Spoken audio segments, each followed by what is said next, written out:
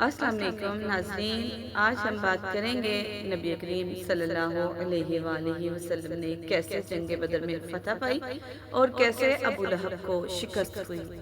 تو چلیں دیکھتے ہیں۔ جنگ بدر میں قریش کی ذلت آمیز شکست کی خبر جب مکہ پہنچی تو ابو لہب کے پاؤں کے نیچے سے زمین نکل گئی۔ وہ بیماری کی وجہ سے خود جنگ میں تو نہ جا سکا تھا، مگر اس کا تکبر اسے سکون سے بیٹھنے نہیں دے رہا تھا۔ زمزم کے قریب جب اسے مسلمانوں کی فتح کا یقین ہوا تو اس نے غصے میں ایک ضعیف صحابی ابو رافع پر حملہ کر دیا۔ اسی دوران حضرت عباس کی زوجہ حضرت ام الفضل نے ابو لہب کے سر پر ایک لکڑی دے ماری۔ صرف 7 دن گزرے تھے کہ وہ زخم ایک بیماری یعنی کہ طاعون کی بیماری میں بدل گیا اور ایک قسم کا طاعون اس کے پورے جسم میں پھیل گیا اور اس کا پورا جسم گلنے لگا، گوشت چھلنے لگا اور ایسی بدبو تھی کہ مکہ کے لوگ تو دور، اس کے اپنے بیٹوں نے اس کو گھر سے نکال کر ایک کونے میں ڈال دیا۔ وہ 3 دن تک ایڑیاں رگڑتا رہا، پیاس سے تڑپتا رہا، مگر کوئی اسے پانی دینے والا نہ تھا۔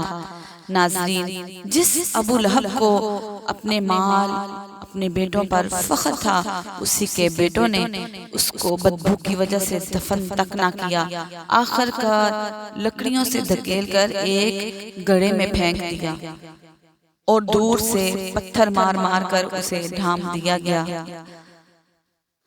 تاریخ کے اوراق پلٹیں تو ہمیں مکہ کے وہ منظر نظر آتے ہیں کہ جب حضور نبی کریم صلی اللہ علیہ وآلہ وسلم نے کوہ صفا پر کھڑے ہو کر قریش کو پکارا تھا۔ آپ صلی اللہ علیہ وآلہ وسلم نے پوچھا، اگر میں کہوں کہ اس کا پہاڑ کے پیچھے ایک لشکر تم پر حملہ کرنے والا ہے تو کیا تم مانو گے؟ سب نے کہا، ہاں آپ سچے ہیں۔ لیکن جیسے ہی آپ صلی اللہ علیہ وآلہ وسلم نے توحید کی دعوت دی تو ابو لہب آپ کا چچا آپ سے باہر ہو گیا۔ کیا آپ نے ہمیں اس لیے جمع کیا تھا؟ نہیں، تم نے آج ہمارا قیمتی وقت برباد کر دیا۔ اسی گستاخی کے جواب میں اللہ نے یہ سورت نازل فرمائی۔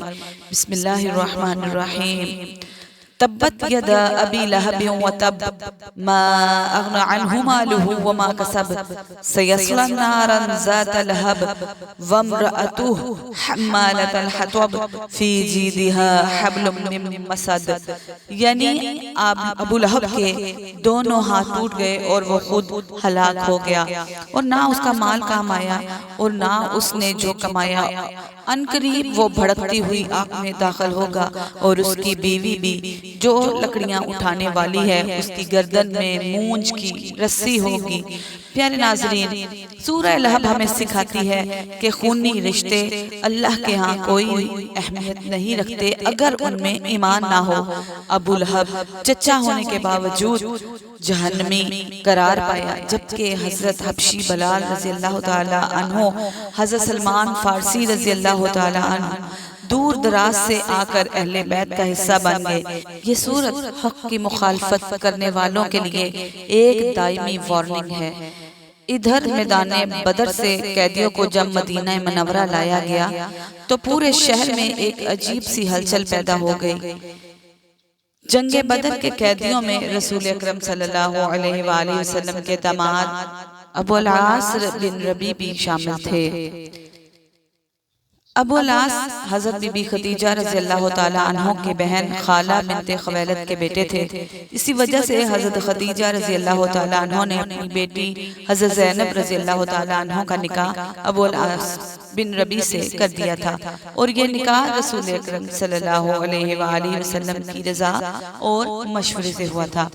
جب رسول اکرم صلی اللہ علیہ وآلہ وسلم نے نبوت کا اعلان فرمایا تو حضرت زینب رضی اللہ تعالی عنہ نے فوراً اسلام قبول کر لیا، لیکن ان کے شوہر ابو العاص اس وقت تک مسلمان نہیں ہوئے تھے۔ اس کے باوجود انہوں نے حضرت زینب رضی اللہ تعالی عنہ کو اپنے سے جدا نہیں کیا، ان کے ساتھ عزت اور محبت سے رہتے رہے۔ جب غزوہ بدر میں ابو العاص قیدی بن گئے تو ان کے لیے فدیہ بھیجنے کے لیے کہا گیا۔ حضرت زینب رضی اللہ تعالی عنہ کے لیے سب سے قیمتی جو چیز تھی انہوں نے وہی بھیج دی۔ وہ ایک قیمتی ہار تھا جو ان کی والدہ حضرت خدیجہ رضی اللہ تعالی عنہ نے ان کو جہیز میں دیا تھا۔ جب رسول اکرم صلی اللہ علیہ وآلہ وسلم کی نظر اس ہار پر پڑی تو آپ صلی اللہ علیہ وآلہ وسلم کو حضرت خدیجہ رضی اللہ تعالی عنہ کی یاد آ گئی۔ آپ صلی اللہ علیہ وآلہ وسلم کا دل بھر آیا اور آنکھوں میں آنسو آ گئے۔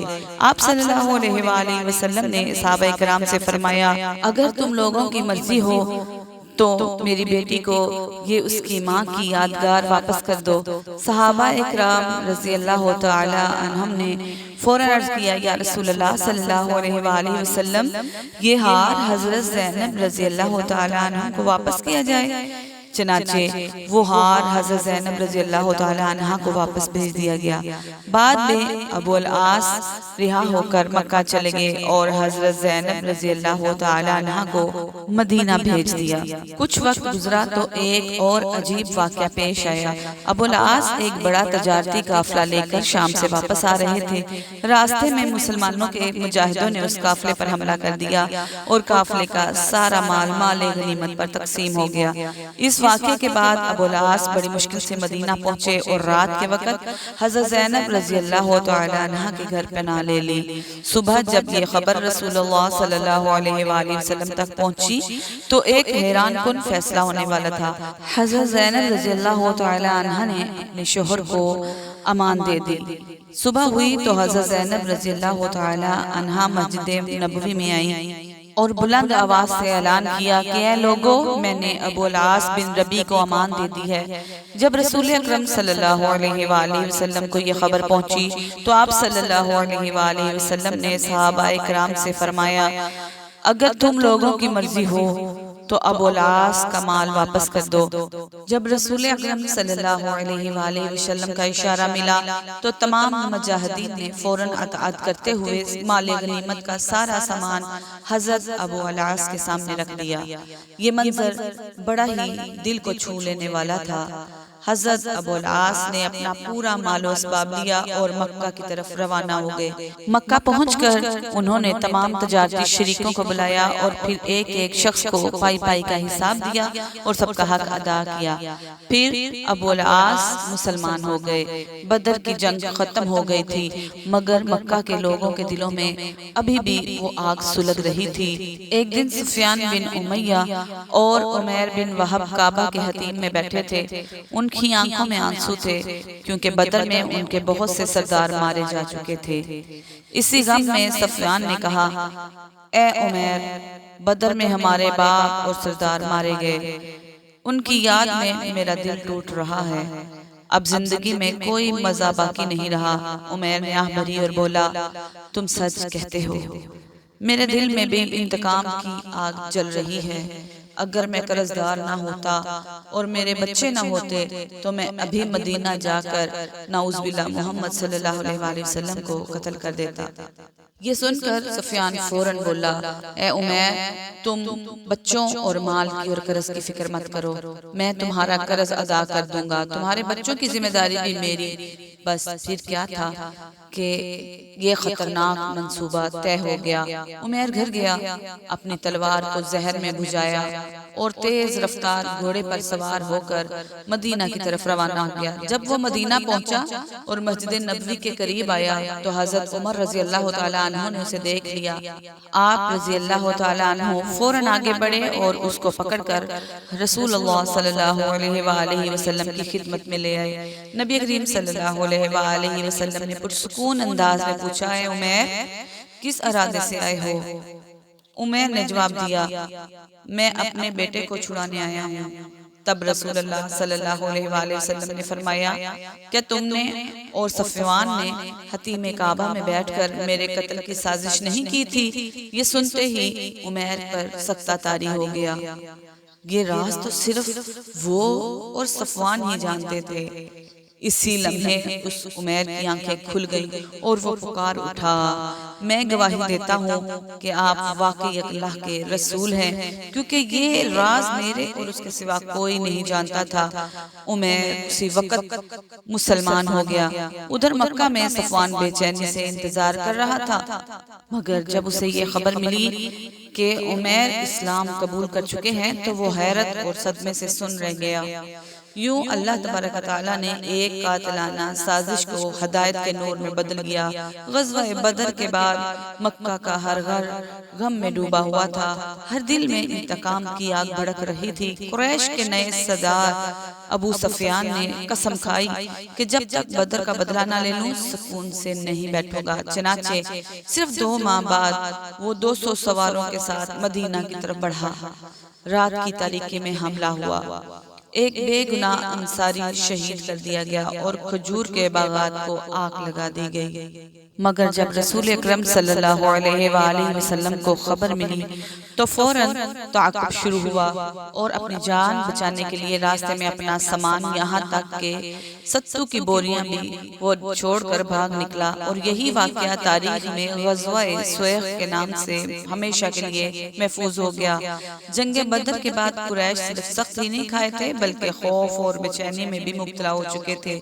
ان کی سب سے بڑی فکر اب جنگ نہیں بلکہ تجارت کا راستہ تھا۔ صفوان بن امیہ جو کہ قافلے کا سردار تھا پریشان ہو کر بولا، محمد صلی اللہ علیہ وآلہ وسلم اور ان کے ساتھیوں نے ہماری تجارتی شاہراہ کو خطرے میں ڈال دیا ہے، اب ہم جائیں تو جائیں کہاں؟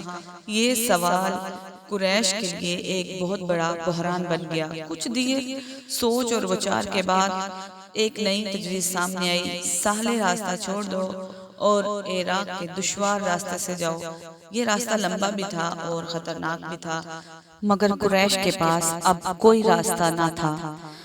انہیں اندازہ نہ تھا کہ یہی فیصلہ انہیں ایک نئی آزمائش کی طرف لے جا رہا ہے، اور ادھر مدینہ میں حضرت زید بن حارثہ رضی اللہ تعالیٰ عنہ ایک اہم مہم کے لیے تیار ہو رہے تھے۔ قریش نے سوچا کہ نیا راستہ اختیار کر کے وہ اپنے قافلے کو محفوظ رکھ لیں گے، مگر انہیں کیا خبر تھی کہ ان کا راز مدینے تک پہنچ چکا ہے۔ خبر بجلی کی طرح مدینہ پہنچی اور فوراً حکم صادر ہوا، 100 جان باز سوار روانہ ہوئے۔ رفتار ایسی جیسے ہوا کا جھونکا، اور پھر اچانک کردہ کے مقام پر جہاں قریش بے خبری میں پڑاؤ ڈال رہے تھے مسلمانوں نے دھاوا بول دیا۔ قافلہ سنبھل نہ سکا، صفوان بن امیہ اور اس کے ساتھی جان بچا کر بھاگ کھڑے ہوئے، اور یوں پورا قافلہ مسلمانوں کے قبضے میں آ گیا۔ سونا، چاندی اور بے شمار مال غنیمت اور کچھ قیدی بھی ہاتھ آئے۔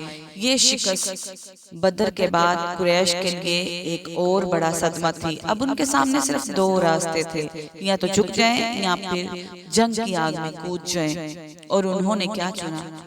یہ انتقام۔ یہی فیصلہ جلد ہی ایک مارکے کو جنم دینے والا تھا، یعنی حالات اب بڑے مارکے کی طرف بڑھ رہے تھے اور اب جنگ احد ہونے والی تھی۔ لیکن اس عظیم مارکے سے پہلے ایک ایسا واقعہ پیش آیا جو محبت، قربانی اور احساسات سے بھرپور ہے۔ حضرت فاطمہ رضی اللہ تعالی عنہا کی شادی کا واقعہ، ایک ایسا لمحہ کہ جو دلوں کو چھو جائے گا۔ تو تیار رہیے ناظرین، اگلے واقعے میں انشاءاللہ آپ کو حضرت بی بی فاطمہ کی شادی کے بارے میں بتائیں گے۔